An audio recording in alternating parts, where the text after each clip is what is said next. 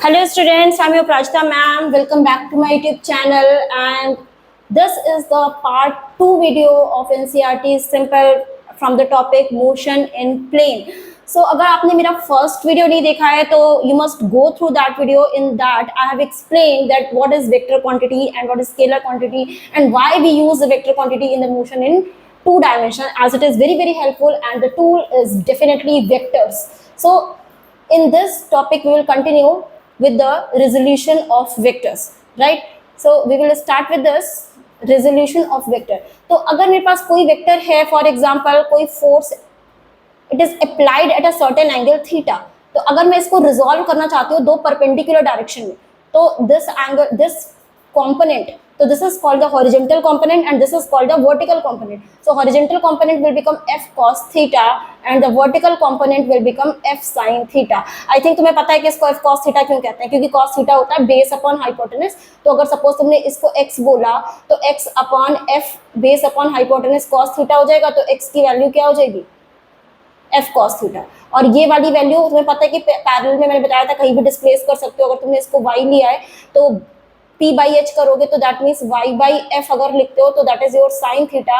So y is nothing but f sin theta, right? तो perpendicular component तो simple याद रखो कि कोई भी जो परपेंडिकुलर कंपोनेंट होगा वो sin थीटा होगा. परपेंडिकुलर तुम्हें पता है कि कौन सा वाला होता है कि जो थीटा से कनेक्टेड कंपोनेंट होगा वो बेस कंपोनेंट भी बोलते हैं इसको, या हॉरिजॉन्टल कंपोनेंट भी बोलते हैं, that is your f cos theta. और हॉरिजॉन्टल के जस्ट जो 90 डिग्री एंगल पे जो होता है component, that is called your perpendicular component. और y कंपोनेंट, इसको हम x कंपोनेंट भी बोलते हैं और इसको हम y कंपोनेंट भी बोलते हैं, राइट? तो this is your f sin theta. और ध्यान से अगर तो देखोगे तो फिर ये f cos theta f sin theta का रिजल्टेंट जो है वो f ही है. कैसे? क्योंकि दोनों 90 डिग्री पे है ना, तो पाइथागोरस भी लगा दोगे. ये f cos थीटा, ये f sin थीटा है, तुम्हें पाइथागोरस लगा के निकालना है. तो a square plus b square करो, that means f square cos square theta plus f square sin square theta. और यहाँ पे क्या कर लो, f स्क्वायर कॉमन ले लो. You all know that sin square theta plus cos square theta is 1, ठीक? तो ये f स्क्वायर का square root, that is your force. That means जो हमारे पास रिजल्टेंट वेक्टर होता है वो एक्चुअली दोनों कंपोनेंट्स का रिजल्टेंट होता है. लाइक अगर ये पोर्शन f cos थीटा का है, this angle is theta and this is f sin theta, तो इन दोनों का जो रिजल्टेंट होगा this will be this vector, right? So we can resolve our vector. तो रिजॉल्व हम लोग करते ही इसलिए है जिससे कि हम उसको सिंप्लीफाई कर सके. रिजॉल्व का इंग्लिश मीनिंग भी होता है कि तो रिजॉल्व द प्रॉब्लम, मतलब उसको सिंप्लीफाई करना. तो जरूरी नहीं है कि हम उसको परपेंडिकुलर ही रिजॉल्व करें, बट परपेंडिकुलर रिजॉल्व करना कन्वेंशनली बेटर रहता है. बिकॉज हमें, मैंने स्टार्टिंग में बताया था कि एक्स एक्सिस को हम आई कैप से लिख सकते हैं, वाई एक्सिस को जे कैप से, जेड एक्सिस को के कैप पे. तो बेटर होता है कि अगर उसको परपेंडिकुलर रिजॉल्व करें. अदरवाइज हम जरूरी नहीं है कि परपेंडिकुलर रिजॉल्व करें. कोई भी मेरे पास वेक्टर है, like if I have any vector A और मैं उसको स्मॉल ए और स्मॉल बी के टर्म में रिजॉल्व करना चाहती हूँ, तो any vector A, capital A, देखो एनसीईआरटी में आरओ नहीं लगाया, मैंने पहले बताया था, उन्होंने बोल्ड से लिया है. तो बोल्ड से यानी कि ये भी एक वेक्टर है, स्मॉल ए भी वेक्टर है, स्मॉल बी भी वेक्टर, ये सब अलग अलग वेक्टर. कैपिटल ए कोई अलग ही वेक्टर है, ये वाला, this is your capital A vector. Small A vector इस डायरेक्शन में है, स्मॉल बी वेक्टर इस डायरेक्शन में. तो ये जो कैपिटल ए वेक्टर है तुम उसको स्मॉल ए और स्मॉल बी के टर्म में लिख सकते हो. मतलब अगर तुम इसको लैम्डा से मल्टीप्लाई कर दो, lambda can be any positive, negative और एनी रियल नंबर. तो मुझे, मैंने बताया था रियल नंबर से मल्टीप्लाई करने पे क्या होता है, उसको सिर्फ मैग्नीट्यूड चेंज होता है, डायरेक्शन तो चेंज होता ही नहीं. अगर नेगेटिव नंबर से करोगे तो बस उसका डायरेक्शन रिवर्स हो जाएगा. सो किसी भी वेक्टर को हम क्या कर सकते हैं, दो वेक्टर के कंपोनेंट के टर्म में लिख सकते हैं. But it is always better if I will resolve it in perpendicular components like I J K. तो आई जे के मैंने ऑलरेडी बताया था, they are the unit vectors in particular x, y and z direction, right? So I think this thing is clear. You can resolve the vector. And next one is vector addition in the analytical method. So what is the analytical method of vector addition? तो vector हमने add कर लिया, वो तो हमने पढ़ा था graphically कैसे ऐड करेंगे. मैंने बताया था आप लोग को एक रेक्टेंगुलर पैरेललोग्राम मेथड था और एक ट्रायंगुलर मेथड था. पैरेललोग्राम में जैसे ये वाला है, ये कौन सा है, this is the parallelogram method. इसमें दोनों वेक्टर को अगर हम टेल टू टेल ज्वाइन करते हैं तो this is your resultant vector. तो आई थिंक मैंने बता ही दिया ये वाला क्या होता है, एक्स कंपोनेंट होता है cos थीटा वाला and this is the y component. तो you can find the resultant का अगर एंगल निकालना है तो tan थीटा क्या होता है, परपेंडिकुलर अपॉन बेस, यानी कि ay अपॉन ax भी लिख सकते हो. ठीक, तो tan थीटा हो गया। Similar thing is with the 3D। तो मैंने बताया भी था कि अगर स्पेस में कोई पॉइंट है उसको तुम्हें लोकेट करना है तो आई जे के तीनों के टर्म में लिख दो। और अगर कोई वेक्टर इज लाइक दिस, अगर मैं कोई एग्जांपल ले लेती हूँ, for example if I have taken the vector like a is equal to 2i plus 3j minus 5k, right? So what is the magnitude of this vector? Because I, j, k are mutually perpendicular direction. So directly इसका resultant जो होगा वो 2 square plus 3 square plus minus 5, यानी कि जो इसके जो numbers हैं इनके स्क्वायर्स को ऐड करके उसका स्क्वायर रूट ले लो, राइट? तो सिंपल है 4 plus 9 plus 25। So 4 plus 9 is 13, 13 plus 25 is what? This is 38. So you can find the square root of this, otherwise this is the answer. So what is the important thing? How you can write the magnitude of the vector. तो अगर वो perpendicular form में, like अगर मान लो minus आई plus जे है, तो मैं इसका मैग्नीट्यूड निकालना, तो इसका मैग्नीट्यूड क्या हो जाएगा? मैग्नीट्यूड को हम लोग मॉड से लिखते हैं। कैसे लिखते हैं? Mod of B vector. तो जो इसका मैग्नीट्यूड होगा वो क्या हो जाएगा? Under root of minus 1 square plus 1 square. तो minus 1 square is 1, 1 square is 1, so it is root 2। So the magnitude is root 2, right? Or how we can find the direction of the resultant vector? जैसे कि मान लो ये a vector है, ये b vector, this is the a vector and this is the b vector. अगर मैं parallelogram method से find करूँ, this is called graphical method. तो पैरेललोग्राम मेथड में हमने टेल टू टेल दोनों को ज्वाइन कर दिया, और जो इसका जो मेन डायगोनल होगा that will give the resultant vector, that is your a plus b। तो जो रिजल्टेंट वेक्टर का डायरेक्शन निकालना है, तो अगर मुझे डायरेक्शन निकालना है तो ये वाली वैल्यू चाहिए। तो ये वाली वैल्यू जो होती है, अगर इसको अल्फा मान लो, ठीक, तो उसको हम कैसे कैलकुलेट करेंगे? So I think this was given in the second example of NCERT. तो सेकंड एग्जांपल में इन्होंने सिंपली यही पूछा है कि find the magnitude and direction of the resultant of the two vectors in terms of their magnitude and the angle between them is theta, right? तो मैं इसको सिंपली देखो डायग्राम बनाती हूँ, उससे आपको क्लियरली समझ आ जाएगा कैसे करना है। ध्यान से देखिए, this is the A vector, ध्यान देना एकदम, this is the B vector, right? तो अगर दो वेक्टर मैंने ए और बी ले लिया, तो मैं पैरेललोग्राम मेथड से अगर इसका रिजल्टेंट निकालूं, मैं इसको इधर ड्रॉ कर लेती हूँ, थोड़ा सा डायग्राम में दिक्कत आएगी। तो if I draw it here, you can see the diagram very clearly, because हमें इसको रिजॉल्व भी करना। तो ये वेक्टर ए हो गया, और इससे थीटा एंगल पे, क्योंकि क्वेश्चन कह रहा था कि दोनों को थीटा एंगल पे लेना है। Actually this is the derivation, और इन डेरिवेशन को इन्होंने क्या बना दिया है? एग्जाम्पल के फॉर्म में एनसीईआरटी में दिया है। तो अगर मैं इसका रिजल्टेंट देखूं, तो मैंने एक पैरेललोग्राम बना देना है। पैरेललोग्राम का रिजल्टेंट बनाओगे तो रिजल्टेंट मैं यहाँ से ऐसे बनाती हूँ, तो यहाँ से जो बनेगा, this is your resultant vector A plus B. ये तो तुम्हें समझ आ गया कि तुम डायग्राम बना सकते हो, बट कोई मैग्नीट्यूड पूछ ले, राइट? सपोज अगर तुमसे कह दिया ये वाला 5 न्यूटन का है और ये वाला 3 न्यूटन का है, अब तुम इसका रिजल्टेंट बताओ, अब क्या करोगे? तो 5 प्लस 3 तो कर नहीं सकते, ठीक? तो ग्राफिकल से तुमने कह दिया कि इससे जाएगा, तो मैग्नीट्यूड कितना होगा?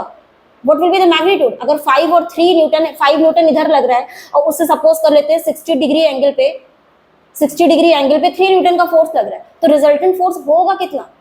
अगर दोनों 5 और 3 सेम डायरेक्शन में लग रहे होते, तो मैंने बार बार बताया कि 8 न्यूटन का हो जाता, राइट? क्योंकि सेम डायरेक्शन था। अब यहाँ पे तुमने ग्राफिकली तो बना दिया, लेकिन इसका क्या कहते हैं कि रिजल्टेंट का मैग्नीट्यूड होगा कितना, यही मुझे डिराइव करना है यहाँ पे।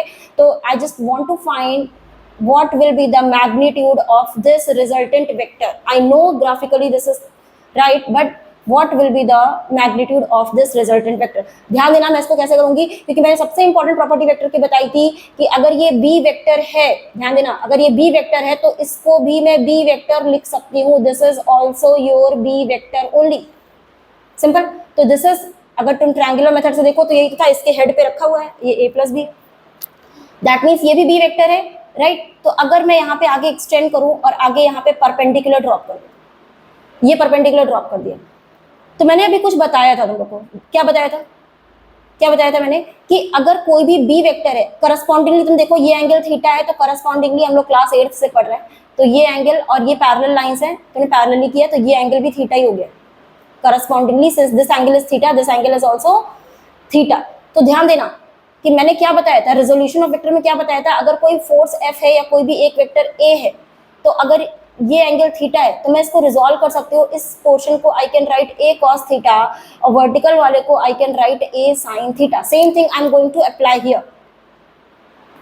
What I am going to do, अगर ये मेरा B वेक्टर है and this is the angle theta, right? If this is the B vector and this angle is theta, so definitely this component will become what? This is B cos theta and this is what? This is B sin theta. All right, this is B sin theta and B cos theta. अब important चीज पे देखना, Pythagoras ही लगानी है ना, Pythagoras अपने आप में इतनी इंपॉर्टेंट है, ठीक? तो कौन सा कलर यूज किया जाए? ये वाला, ठीक? तो अगर इस वाले, क्योंकि पाइथागोरस के लिए एक राइट एंगल ट्रायंगल चाहिए और मैंने परपेंडिकुलर ड्रॉप किया था, तो ये वाले ट्रायंगल में अगर मैं पाइथागोरस लगा दूं तो जल्दी बताओ ये वाली वैल्यू कितनी है? What is this value? ये ए था, यहाँ से यहाँ तक क्या था? ए वेक्टर था, यहाँ से यहाँ तक this is B cos theta, तो कंप्लीट वैल्यू यहाँ से यहाँ तक कितनी है? This is A plus B cos theta, and ये वाली वैल्यू क्या है? Perpendicular value B sin theta. So I will just use Pythagoras theorem and I will get my resultant by using this triangle. So what is the resultant? R. तो Pythagoras लगा दो, R square is equal to A plus B cos theta whole square plus B sin theta whole square. That's why I told you in previous trigonometry class, because trigonometry in itself is very important. It is used everywhere in physics.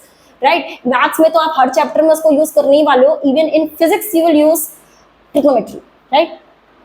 So R square हमने Pythagoras लगाया है, ए plus है ना, जो इसका जो hypotenuse का square, इन दोनों के स्क्वायर के इक्वल करोगे, A plus B whole square से इसको सॉल्व करो तो आएगा A square plus B square cos square theta plus 2ab cos theta, and this will become B square sine square theta, right? तो देखो ध्यान से देखना, दिस एंड दिस, इसमें क्या कॉमन आ रहा है? What is common here? B square is common.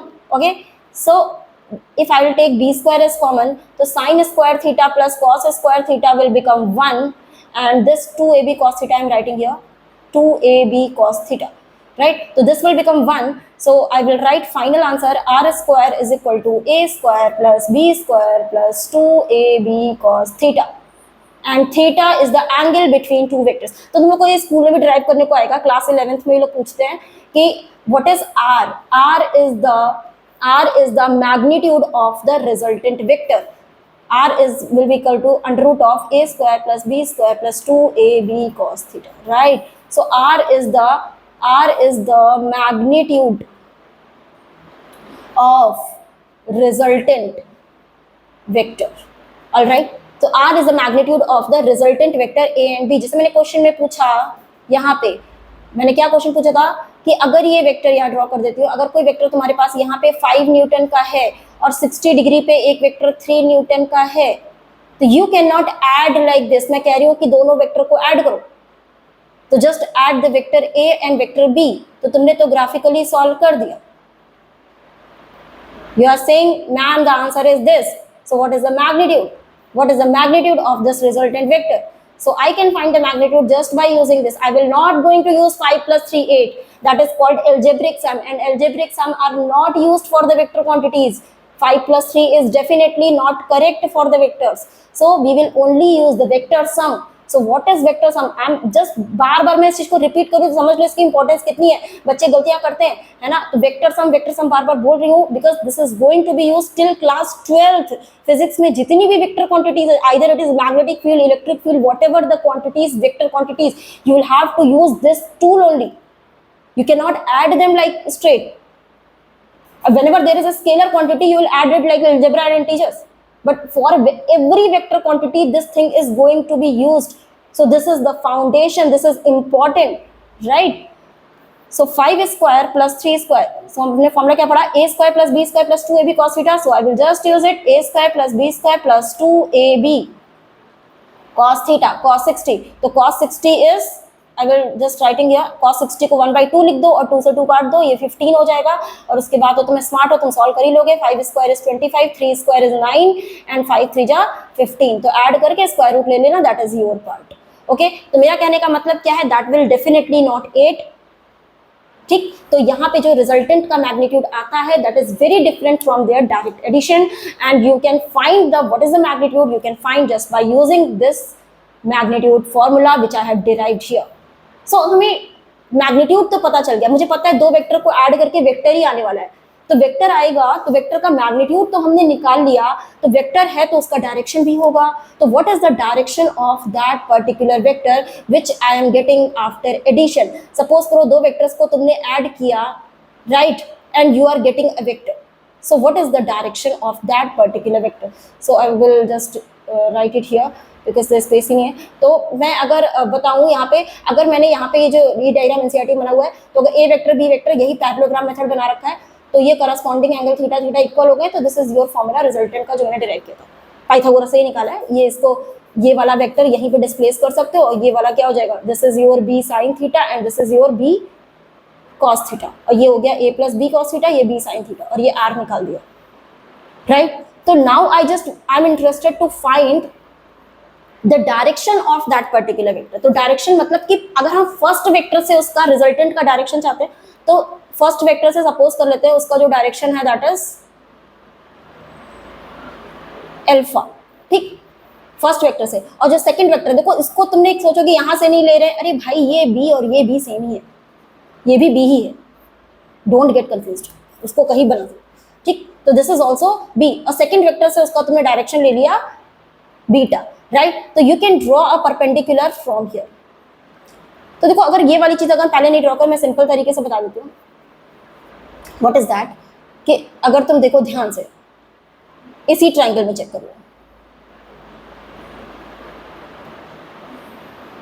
Class 10th की ट्रिग्नोमेट्री लगाना इस ट्रायंगल में, तो tan अल्फा कितना होगा, tan अल्फा होता है परपेंडिकुलर अपॉन बेस। तो मैं बता चुकी हूँ ये वाली वैल्यू कितनी है, अगर ये b है तो this is your b sin theta and this is your b cos theta. तो परपेंडिकुलर अपॉन बेस लगाओगे तो tan थीटा की वैल्यू तुम्हें पता है, this is b sin theta upon a plus b cos theta, a plus b cos theta. तो this will give you the direction alpha. तो अगर अल्फा निकालना है तो सीधे tan इनवर्स करके लिख देना।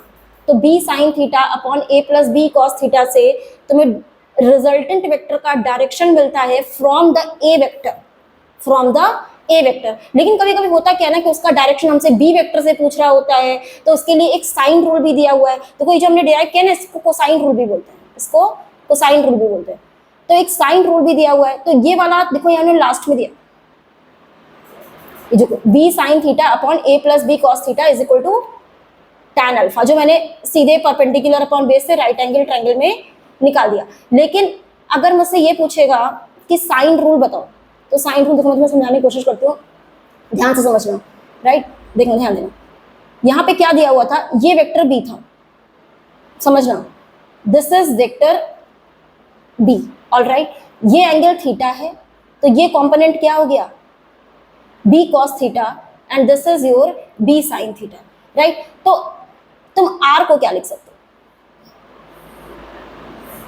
r को क्या क्या लिख सकते हो, r को क्या लिख सकते हो, देखो यहाँ पे अगर तुम चाहो तो इसको r sin अल्फा और b sin थीटा सेम ही चीज है कि नहीं।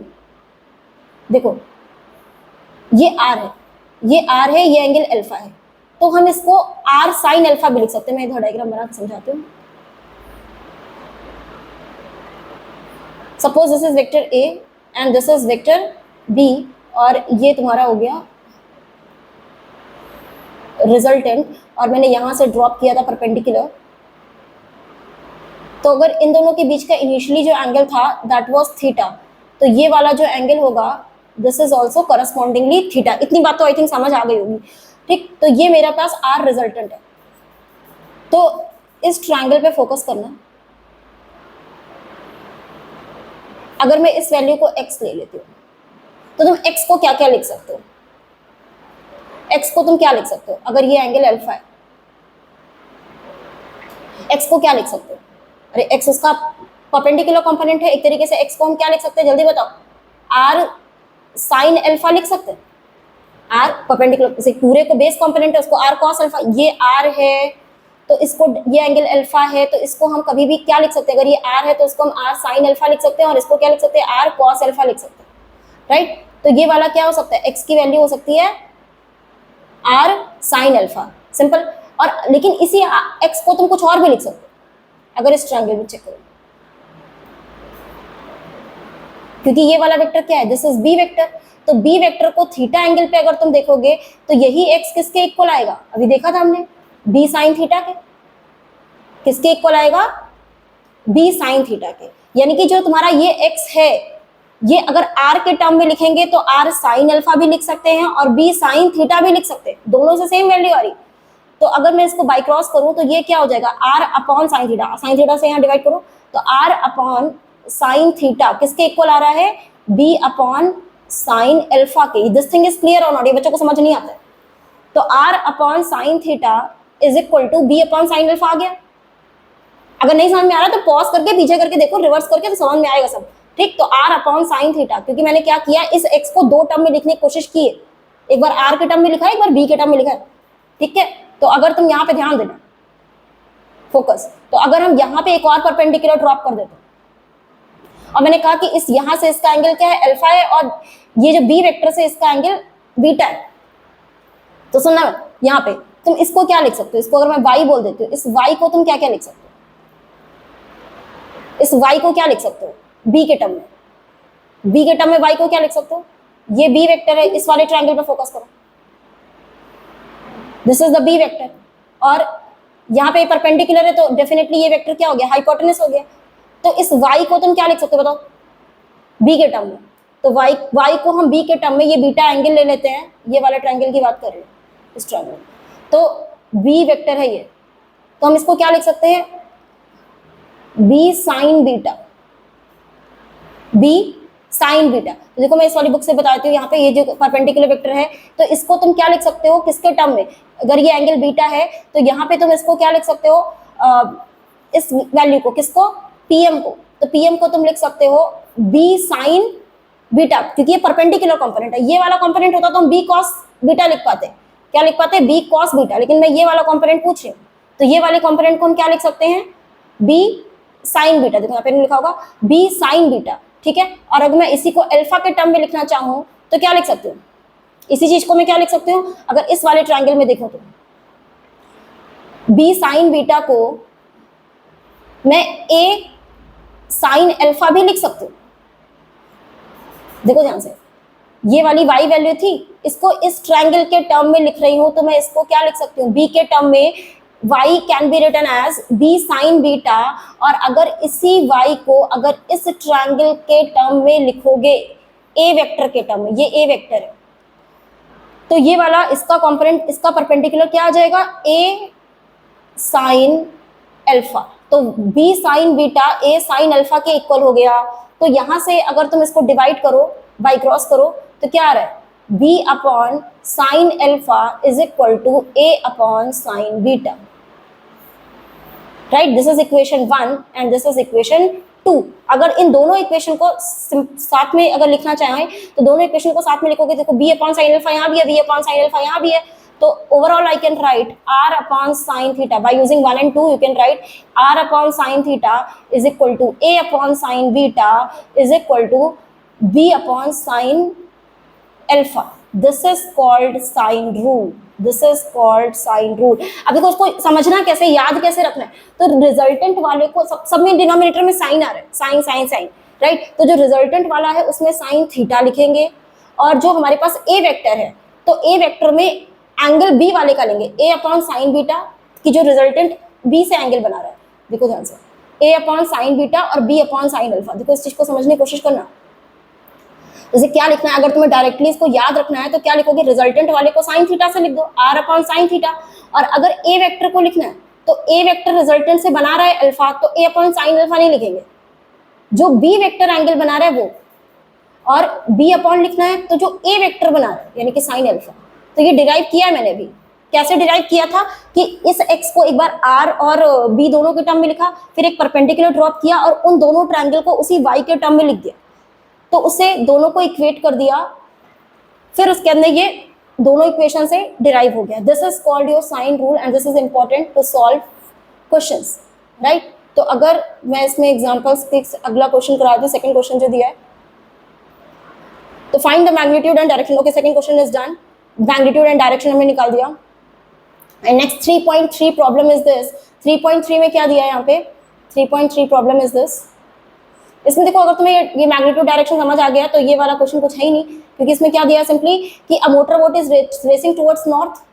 ठीक, तो मोटर बोट को नॉर्थ की तरफ ऐसे कर दिया, और उसके अंदर ये वाली जो स्पीड है इसकी, तो मैं इधर ड्रॉ कर देती हूँ। A motor boat is moving towards, a motor boat is racing towards north, थोड़ा ब्लर आया लेकिन उसको कर लेना, अपनी बुक में से चेक कर लेना। Racing towards north 25 kilometre per our, तो 25 किलोमीटर पर आवर से नॉर्थ जा रही है।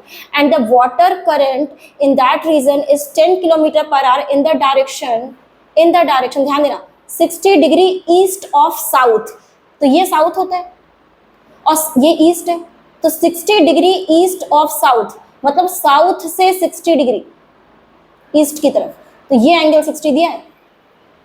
तो ये जो है वाटर करंट जा रही है, तो वाटर करंट मतलब कि जो हवा चल रही है वाटर में वो कैसी है, जो स्ट्रीम की स्पीड है वो कैसी है, ये हम कह सकते हैं हवा की, यानी कि विंड की स्पीड, राइट। और ये तुम्हारे पास मोटर बोट की स्पीड है, बोट की स्पीड। अब तुम्हें क्या बताना है, find the resultant velocity of the boat. That means तुम्हें किन दोनों वेक्टर्स का रिजल्टेंट चाहिए, देखो ध्यान से, ये 25 है and this one is 10 kilometre per our, तो हम ऑब्वियसली 25 प्लस 10 नहीं कर सकते, मुझे इसका रिजल्टेंट निकालना पड़ेगा। This is 10 kilometre per hour and this is 25 kilometre per hour. 10 और 25 का रिजल्टेंट निकालना है and I have the formula, I have derived it, right. तो आर स्क्वायर, या फिर डायरेक्टली आर को लिख दे तो under root of A square plus B square, तो मैं डायरेक्टली यूज कर रही हूँ, तो A square 25 square, B square 10 square plus 2ab, that means 25 into 10 into cos theta. Theta is what? Angle between A and B. तो ध्यान देना ये एंगल 60 नहीं चलेगा, ये वाला एंगल, तो दोनों वेक्टर के बीच का एंगल कितना आ गया 120। तो cos 120 भाई तुम लोग को याद होना चाहिए, नहीं तो फिर मैं निकालना बताया ट्रिग्नोमेट्री टॉपिक में, वरना जो बायो वाले स्टूडेंट्स हैं वो सीधे सीधे याद रख सकते हैं। cos 120 की जो वैल्यू होती है दैट इज -1/2, तो ये बहुत ज्यादा यूज होता है, जो एंगल उसकी वैल्यू तो तुमको याद ही हो जाती है। तो दिस इज -1/2, तो अगर यहाँ -1/2 पुट करोगे तो सिंप्लीफाई करोगे तो ये 2 से 2 कैंसिल हो जाएगा और ये वाला जो माइनस है वो यहाँ आ जाएगा। तो मैं डायरेक्टली आंसर लिख देती हूँ, यहाँ पे क्या आएगा 25 का स्क्वायर 625 एंड 10 स्क्वायर इज 100, और ये बीच का माइनस आ गया, 2 कट चुका था यहाँ से, एंड दिस इज योर 250। तो यहाँ सिंप्लीफाई करोगे तो दिस इज 725 - 250, 725 - 250 का स्क्वायर रूट ले लो, तो 725, एक सेकेंड, 725 - 250, तुम लोग खुद से कर सकते हो, टाइम बचाने के लिए मैं कर रही हूँ। अंडर रूट ऑफ 475 निकाल लो, under root of 475, this is 21.79 value आ रही है, 21.79 अप्रॉक्सीमेटली, जो भी आई थिंक बुक में दिया हो 22 किलोमीटर पर आवर, ठीक है। तो ये वैल्यू हमारे पास आ जाती है किसकी, स्क्वायर रूट ऑफ 475 की, तो चेक कर लेना।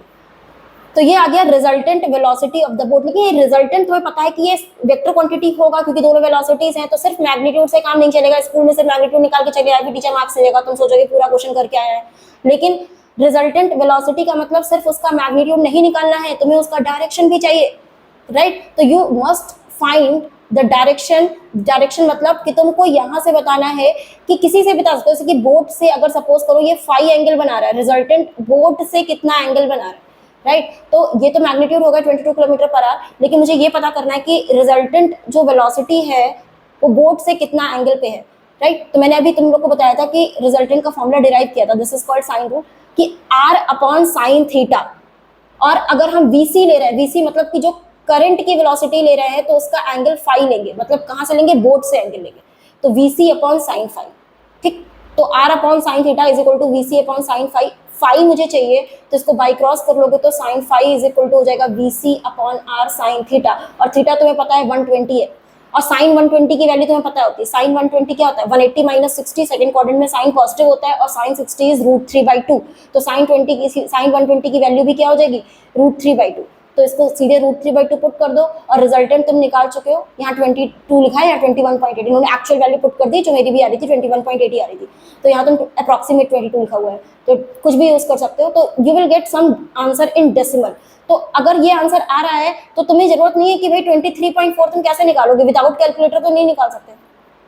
तो अगर तुम्हारे पास साइन फाई की वैल्यू आ रही है 0.397, तो अपना आंसर स्कूल में तुम ऐसा लिख सकते हो, साइन इनवर्स 0.397। अगर तुम्हारे पास टेबल प्रोवाइड करी जाती है या फिर कहीं वैल्यूज दी हैं तो तुम उसको लिख पाओगे, या if you have calculator for ISC board तो you can find sine inverse value that will be your 23.4 degree. Is it clear? तो I think third question is clear. उसके बाद में हमारे पास टॉपिक है simply position vector and displacement vector. तो position vector मैंने बता ही दिया है कि अगर हमें कोई भी पॉइंट को लोकेट करना है तो अगर ये x है ये y है तो यू कैन राइट, जैसे ये 2,3 है तो इसको तुम 2i + 3j लिख सकते हो। This is called the position vector, simple. And position vector अगर मुझे पता है, पोजीशन वेक्टर को हम r से लिखते हैं, है ना, तो एरो जरूर लगाना। एरो नहीं लगाओगे स्कूल में तो मार्क्स कट जाएंगे। एनसीईआरटी में एरो इसलिए नहीं लगाया, बार बार बता रही हूँ, क्योंकि वो बोल्ड लिखा है, तो हम स्कूल में बोल्ड नहीं लिख सकते, तो तुम्हें एरो यूज करना है, ठीक। तो ये हो गया पोजीशन वेक्टर। उसके बाद अगर मुझे वेलोसिटी वेक्टर चाहिए तो you all know that rate of change of displacement is called velocity, right. तो हमें इसको डिफरेंशिएट करना पड़ता है। आई होप तुम लोग को ये डिफरेंशिएशन आता है, इसलिए मैंने फर्स्ट पार्ट का वीडियो नहीं बनाया, क्योंकि आई एक्सपेक्ट कि तुम लोग को आता है। अगर नहीं आता है, वैसे मैं एनसीईआरटी सिंपल इसमें बनाऊंगी एक सीरीज में, तो पहले मैंने ये वाला पोर्शन कवर किया because it was required for the class. तो velocity is equal to dr/dt, हम उसको डिफरेंशिएट कर देते हैं तो हमें वेलोसिटी मिल जाती है। मैं इधर लिख देती हूँ कि अगर हम क्या करते हैं कि इसको डिफरेंशिएट करते हैं, यानी कि अगर आप पोजीशन वेक्टर को डिफरेंशिएट करते हो you will get the velocity vector, और अगर तुम वेलोसिटी वेक्टर को डिफरेंशिएट करते हो you will get the acceleration vector. So acceleration is nothing but the rate of change of velocity and the velocity is nothing but the rate of change of displacement. Is it clear? So we will just use the differentiation method to find the velocity and acceleration, right?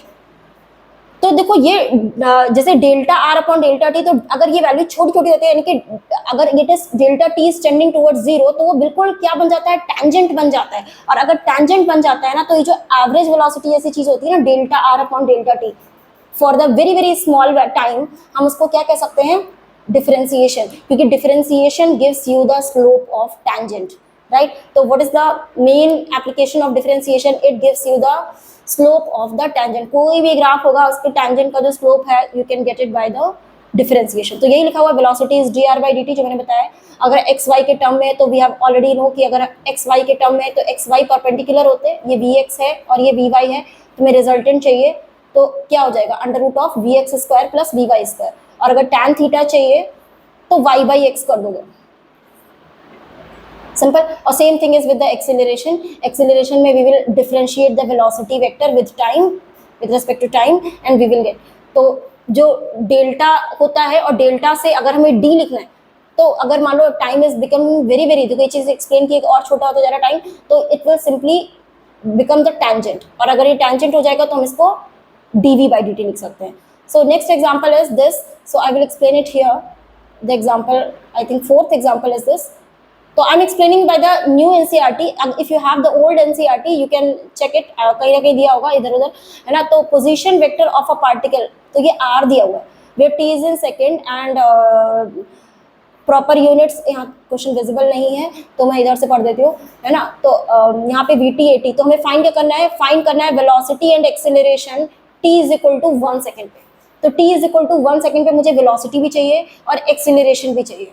तो question is, तो simply अगर मुझे velocity चाहिए तो velocity के लिए हम इसको डिफरेंशिएट कर देंगे, किसको, पोजीशन वेक्टर को। So what will be the velocity, इसका डिफरेंशिएशन, ये 3t लिखा हुआ है, तो 3t का डिफरेंशिएशन क्या होगा, t का डिफरेंशिएशन 1 होता है, तो i का कोई डिफरेंशिएशन नहीं होता भाई, i j के डायरेक्शन रिप्रेजेंट कर रहा है, उसको कॉपी कर दो। तो यहाँ 3t है, तो d/dt of t is 1, right. तो इसका t का डिफरेंशिएशन 1 हो जाएगा। ये वाला है 2t², तो d/dt ऑफ 2t²। तो मैं थोड़ा सा एक्सप्लेन करती हूँ, इसको इससे मल्टीप्लाई कर देते हैं और पावर एक कम हो जाती है, तो इसका डिफरेंशिएशन हो जाता है 4t, तो ये जाएगा 4tj, और इसका कांस्टेंट है तो कांस्टेंट का डिफरेंशिएशन तो भाई 0 होता है। तो ये हो गया मेरे पास वेलोसिटी वेक्टर 3i + 4tj। अब क्वेश्चन पूछ रहा था t is equal to 1 second पे निकालो, t is equal to 1 second, तो t को 1 पुट कर देंगे भाई, t को 1 पुट कर दो तो आएगा 3i + 4j। तो ये इसका x कंपोनेंट है, इसको तुम vx भी कह सकते हो, इसको तुम vy भी कह सकते हो। नहीं तो सिंपली अगर मुझे इसका मैग्नीट्यूड चाहिए, मैग्नीट्यूड पूछ रहा था, तो मैग्नीट्यूड ऑफ वेलोसिटी क्या हो जाएगा, √of 3² + 4², दैट मीन्स 9 + 16 यानी कि 25, इसका square root 5 metre per second. So this is the answer, 5 metre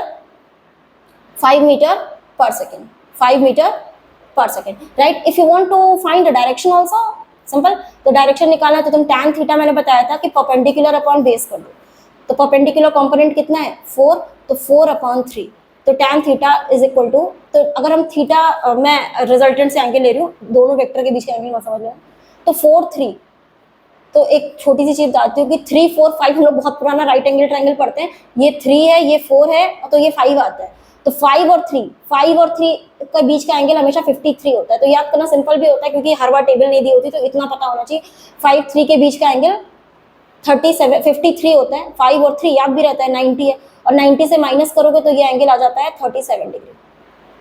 तो अगर मुझे 4/3 दिया है तो ये एंगल tan थीटा, तो परपेंडिकुलर अपॉन बेस यानी कि तुम्हारे पास 53 डिग्री आ जाएगा विद द एक्स एक्सिस, ठीक है। And next one is motion in a plane with constant acceleration. तो कांस्टेंट एक्सीलरेशन में मुझे पता है इक्वेशन ऑफ मोशंस जो होती हैं कौन कौन सी, भाई क्लास 9th में भी पढ़ी है और जो इसका फर्स्ट चैप्टर उसमें भी पढ़ी है। तो इक्वेशन ऑफ मोशन क्या होती है भाई, v is equal to you plus A T, S is equal to U T plus half A T square, and कौन सी third equation v square is equal to U square plus 2as, और अब तो हमने fourth भी पढ़ ली है। तो अगर एक पर्टिकुलर सेकंड के लिए चाहिए तो s is equal to you plus, किसी tth सेकंड के लिए चाहिए u plus half a 2t minus 1, right. तो ये फोर्थ इक्वेशन, तो ये सारी इक्वेशंस को हम लोग यहाँ पे यूज कर सकते हैं, क्योंकि अगर मान लो प्लेनर मोशन भी है तो अगर मैंने उसको एक स्ट्रेट लाइन में यहाँ रिजॉल्व कर लिया, यहाँ रिजॉल्व कर लिया, तो जब भी ये सारी इक्वेशंस कब यूज होती हैं, only for uniformly accelerated motion. तो अगर यूनिफॉर्मली एक्सिलरेटेड मोशन होगा तभी ये इक्वेशन यूज होंगी। अगर मान लो यूनिफॉर्म मोशन है, यूनिफॉर्म मोशन मतलब एक्सेलरेशन 0, तो इन इक्वेशन को नहीं यूज करेंगे, सीधे स्पीड डिस्टेंस टाइम का relation, speed is equal to distance upon time use करेंगे, राइट। तो इन इक्वेशंस को भी हम यूज कर सकते हैं। एक अगर मान लो सिर्फ एक्स डायरेक्शन के लिए कैलकुलेशन कर रहे हैं तो ये सारी इक्वेशंस हम यूज कर सकते हैं, ठीक है। तो ये नेक्स्ट क्वेश्चन यहाँ पे जो दिया है, देखो यहाँ पे क्या दिया है, क्वेश्चन है next example is given, next example is a particle starts from origin t is equal to 0 with the velocity 5i and moves in xy plane under the force this. So what is the y coordinate? This question is important. So what is the y coordinate of a particle at the instant x coordinate is 84? So first write what are the given things in the question, right? तो सबसे पहले मुझे क्या दिया हुआ है, t is equal to 0, t is equal to 0 का मतलब होता है इनिशियल, तो इनिशियल वेलोसिटी यानी कि मुझे u दी हुई है 5i, simple, and moves in xy plane under the force. तो फोर्स देखो, under the action of force which produces a constant acceleration, यानी कि यूनिफॉर्म एक्सीलरेशन की बात है, दिमाग में आ जाता है कि इक्वेशन ऑफ मोशन यूज हो जाएगा। तो कांस्टेंट एक्सीलरेशन है कितना, तो ये इनिशियल वेलोसिटी है 5i, एक्स डायरेक्शन में वेलोसिटी है, और एक्सीलरेशन कितना है मेरे पास 3i प्लस 2j, और पॉइंट 0 को इग्नोर करो, उसका मतलब नहीं है, तो 3i plus 2j metre per second square. तो यूनिट लिख लेना भाई अपने, है ना। तो यहाँ पे क्या है, what is the y coordinate of the particle, first part में पूछा है what is the y coordinate of the particle when x coordinate of the particle is 84 metre. तो देखो, जो किसी भी ऑब्जेक्ट का लोकेशन होता है उसको हम पोजीशन वेक्टर बोलते हैं, और पोजीशन वेक्टर को हम लोग क्या लिख सकते हैं, एक्स आई प्लस वाई जे, ठीक। आई और जे हमारे यूनिट वेक्टर है एक्स वाई डायरेक्शन में, यू ऑल नो।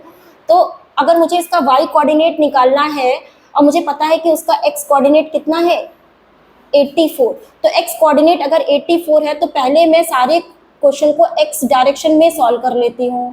तो x डायरेक्शन में अगर सॉल्व करना है तो एक्सेलरेटेड मोशन है, x डायरेक्शन में इनिशियल वेलोसिटी कितनी है 5 मीटर पर सेकंड। i का मतलब पता चल रहा है कि ये वेलोसिटी कहाँ है, x डायरेक्शन की ही है, y डायरेक्शन में इनिशियल वेलोसिटी 0 है, राइट, क्योंकि j कैप इसमें है ही नहीं कि 5i दिया हुआ है, that means initial velocity is only in x direction, यानी कि तुमने ऑब्जेक्ट को हॉरिजॉन्टली फेंक दिया है। कैसे फेंक दिया है, हॉरिजॉन्टली तुमने फेंक दिया है, तो इसका मतलब कि तुमने उसको वर्टिकल वेलोसिटी नहीं दी है, इनिशियल वेलोसिटी सिर्फ x डायरेक्शन में है। ux पता है तुम्हें, और ax कितना है यहाँ से देख लो, x डायरेक्शन में acceleration is 3 metre per second square, और उसके बाद में x डायरेक्शन की मुझे पोजीशन पता है 84 मीटर।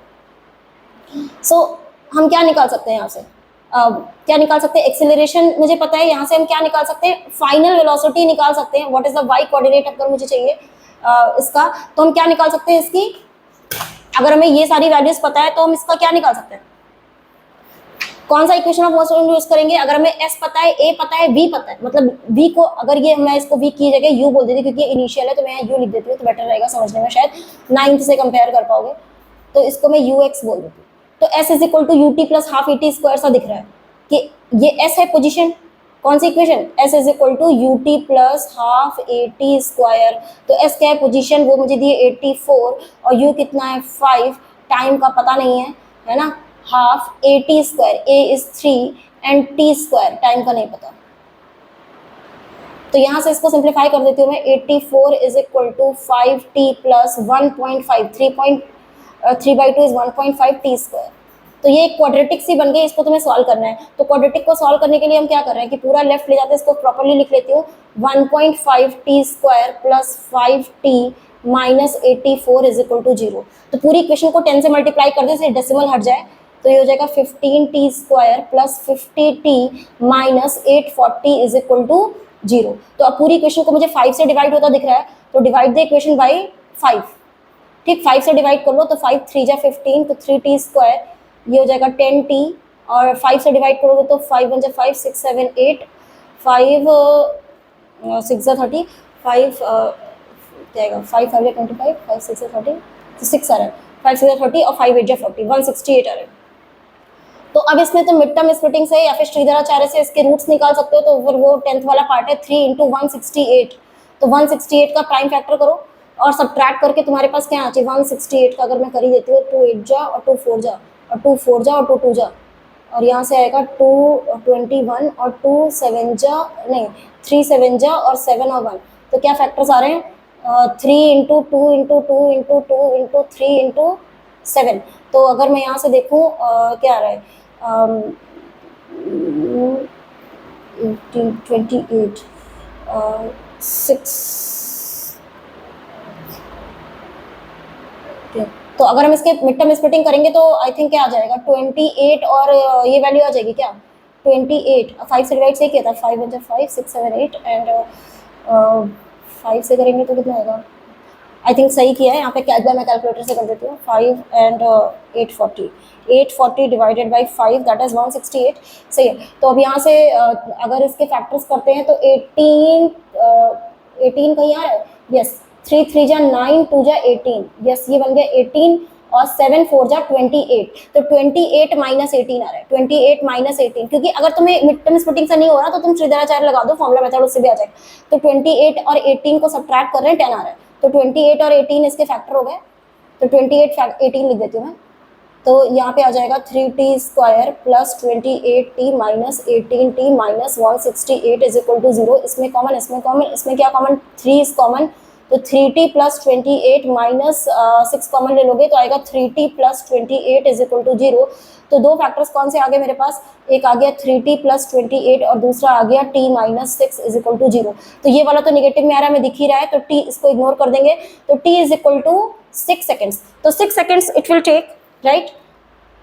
तो first answer is what is the, तो ओके अभी t आया है, अब से y कोऑर्डिनेट पूछ रहा था तो t नहीं पूछ रहा था, तो t इज इक्वल टू आ गया हमारे पास 6 सेकेंड्स। तो y कोऑर्डिनेट कैसे आएगा, राइट। तो y कोऑर्डिनेट के लिए हम इसी इक्वेशन को कहाँ यूज कर देते हैं, क्योंकि सेम टाइम x और y डायरेक्शन में क्या चीज सेम होती है, देखो वेलोसिटी अलग हो जाती है x डायरेक्शन की, y डायरेक्शन की, सब कुछ अलग अलग हो जाता है, एक्सेलरेशन भी अलग हो जाता है दोनों डायरेक्शन में, बट टाइम सेम रहता है। रिमेंबर दिस थिंग, टाइम हमेशा x डायरेक्शन और y डायरेक्शन का सेम रहता है, क्योंकि ऑब्जेक्ट अगर मूव कर रहा है तो ऑब्जेक्ट टाइम थोड़े ना अलग अलग लेगा, तो टाइम इज ऑलवेज सेम, तो y डायरेक्शन में भी सेम टाइम लगेगा। और मुझे अब की बार इक्वेशन को मैं y डायरेक्शन में लगा देती हूँ, तो y डायरेक्शन में देख लेते हैं क्या क्या चीजें गिवन है, और मुझे चाहिए था y डायरेक्शन की वैल्यूज, तो मुझे पता चल गया t 6 सेकेंड्स है, तो ये इंपॉर्टेंट चीज थी। और y डायरेक्शन में इनिशियल वेलोसिटी, तो initial velocity in y direction is 0।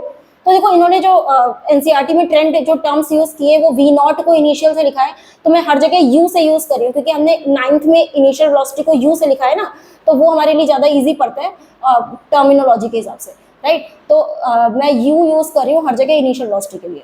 तो इनिशियल वेलोसिटी हमारे पास y डायरेक्शन में 0 है, टाइम 6 आ गया, मुझे वेलोसिटी चाहिए, और एक्सीलरेशन y डायरेक्शन का कितना है 2, एक्सीलरेशन इन y डायरेक्शन देख लो ध्यान से, acceleration in y direction is 2 metre per second square, so you can find the final velocity v is equal to you plus A t से, या फिर तुम्हें अगर डिस्प्लेसमेंट ही चाहिए तो सेकंड इक्वेशन लगा दो, s is equal to U T plus half A t से। कौन सी? s is equal to U T plus half A T square. तो हम y डायरेक्शन में देख रहे हैं तो डिस्प्लेसमेंट y हो जाएगी, u y डायरेक्शन का 0 है, half a acceleration y direction का 2 है, और टाइम मैंने निकाल लिया 6 और 6 का स्क्वायर हो जाएगा 36। So the answer is 36, right. So we can find the direction and velocity. तो देखो ये y डायरेक्शन में जो पोजीशन आ गई वो आ गई मेरे पास 36 मीटर। तो इक्वेशंस हमारे पास बनी क्वाड्रेटिक, क्वाड्रेटिक को सॉल्व करना हमें 10th से आता है, हमने क्वाड्रेटिक सॉल्व किया, टाइम निकाला, same time we will use for the y direction, again equation of motion लगाओगे और उससे डिस्प्लेसमेंट निकल आएगी y डायरेक्शन की, ठीक है। तो दिस थिंग इज क्लियर। तो first part is done, and in the next part what is the speed of the particle at that time, right? तो स्पीड उसकी x डायरेक्शन में भी कुछ होगी, y डायरेक्शन में भी कुछ स्पीड होगी, तो दोनों डायरेक्शन में स्पीड निकाल लो, है ना, और उसका मैग्नीट्यूड निकाल दो, क्या करना ही क्या है ना। तो अगर x डायरेक्शन में पहले मैं निकाल लेती हूँ फाइनल वेलोसिटी, तो v is equal to you plus A t लगा देती हूँ, v is equal to you plus A t, right. तो v is equal to you plus A t. तो x डायरेक्शन में मैं निकाल रही हूँ स्पीड मतलब वेलोसिटी, तो x डायरेक्शन में इनिशियल वेलोसिटी कितनी है 5 और टाइम कितना है 6, एक्सेलरेशन x डायरेक्शन का कितना है 3 और टाइम है 6, तो ये कितना आ जाएगा 6 5 30 प्लस 18, 30 प्लस 18, तो दैट मीन्स ये आ गया 48। So we will get the velocity. तो यहाँ से भी निकाल सकते हैं, नहीं तो अगर हम v is equal to you plus A t use करें, नहीं तो हम सीधे सीधे इसको अगर हम डिफरेंशिएट कर दें, हमारे पास पोजीशन वेक्टर बन गया था। पोजीशन वेक्टर क्या बना था? पोजीशन वेक्टर क्या बना था हमारे पास? ये वाली वैल्यू बनी थी 5t प्लस 1.5 टी स्क्वायर, हमने सेम वैल्यू बनाई थी। तो अगर ये x डायरेक्शन का मेरे पास पोजीशन वेक्टर था, तो अगर तुम इसको डिफरेंशिएट करोगे तो वेलोसिटी वेक्टर आएगा, ठीक। तो ये वाली वैल्यू का डिफरेंशिएशन 5t का डिफरेंशिएशन हो जाएगा 5 और 1.5 टी स्क्वायर का डिफरेंशिएशन क्या हो जाएगा, उसको उससे मल्टीप्लाई करोगे तो आएगा 3, तो 3t, और 1 टी स्क्वायर का डिफरेंशिएशन क्या होगा 2t। तो ये वैल्यू मेरे पास क्या आ गई वेलोसिटी की।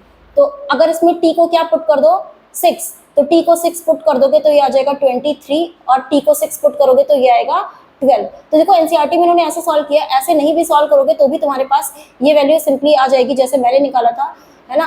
तो यहाँ से आई थिंक मैंने कुछ वैल्यू में कैलकुलेशन में गड़बड़ हो गया। v is equal to you plus A t था और एक्सेलरेशन वॉज x डायरेक्शन का कितना था, acceleration was 3 and t is 6, तो u इज 5 ut लिख दिया मैंने, u प्लस ए टी था, ओके ओके, राइटिंग में मिस्टेक हो जाती है ना। तो ये ut नहीं था, दिस इज प्लस। तो एनसीईआरटी में जो सॉल्व करने का तरीका वो डिफरेंशिएशन से था, नहीं तो मैंने इसको इक्वेशन ऑफ मोशन से सॉल्व किया था, v is equal to you plus A t से। तो initial velocity in x direction was 5 and acceleration of x direction was 3 और टाइम वाज 6, तो 6 3 जा 18, 18 प्लस 5 इज 23, तो 23 मीटर पर सेकंड मेरे पास आ गई x डायरेक्शन में वेलोसिटी। मैंने अलग तरीके से सॉल्व किया, जैसे एनसीईआरटी में किया वैसे नहीं किया, राइट। तो I have used the another method, equation of motion मैंने x डायरेक्शन में लगा दिया, y डायरेक्शन में देखो बिना डिफरेंशिएशन के निकाला है, राइट। और y डायरेक्शन में अगर तुम लगाते हो इसको इक्वेशन ऑफ मोशन को, तो तुम्हें क्या मिलेगा, v इज इक्वल टू ये vx था तो vy चाहिए, u plus A T, initial velocity y direction की 0 है, एक्सेलरेशन y डायरेक्शन का 2 है और टाइम y डायरेक्शन का x डायरेक्शन का सेम होता है, तो दैट इज 6, तो ये हो गया 12। तो 12 metre per second y direction में। तो ओवरऑल जो वेलोसिटी आ गई उसको हम क्या लिख सकते हैं, आई जे के टर्म में लिख दो, तो 23i प्लस 12j, क्या वेलोसिटी हो गई, वेलोसिटी ओवरऑल जो वेक्टर बना वो आ गया 23i प्लस 12j। अब तुम इसका मैग्नीट्यूड तो निकाल ही सकते भाई, मैग्नीट्यूड कैसे निकाल सकते हैं, अंडर रूट ऑफ 23 का स्क्वायर प्लस 12 का square, that is your answer, under root of 23 square plus 12 square. तो इसको कैलकुलेट कर लेना, ठीक है। तो अगर कैलकुलेट करोगे you will get it like क्या मिल जाएगा तुम्हें 23 square plus 12 square, you will get 26 metre per second. So this is your velocity. तो इसमें एनसीईआरटी में डिफरेंशिएट करके निकाला था मैंने, दोनों को अलग अलग पार्ट में, x को अलग सॉल्व करके y को अलग सॉल्व करके निकाला। अगर तुम एनसीईआरटी पढ़ोगे तो उसमें मिलेगा जो Galileo was the first scientist जिन्होंने अपनी बुक में इस बात को कवर किया था, गैलीलियो ने, कि हम x डायरेक्शन के मोशन को और y डायरेक्शन के मोशन को अलग अलग सॉल्व कर सकते हैं, just like straight line motion, और उनको आई जे के टर्म में वापस से कंबाइन करके लिख सकते हैं. This was very very important invention done by the Galileo. I think this was given in NCERT somewhere. You can go through that, right? So this is next I will complete in the next video because the video is getting too long. Thank you.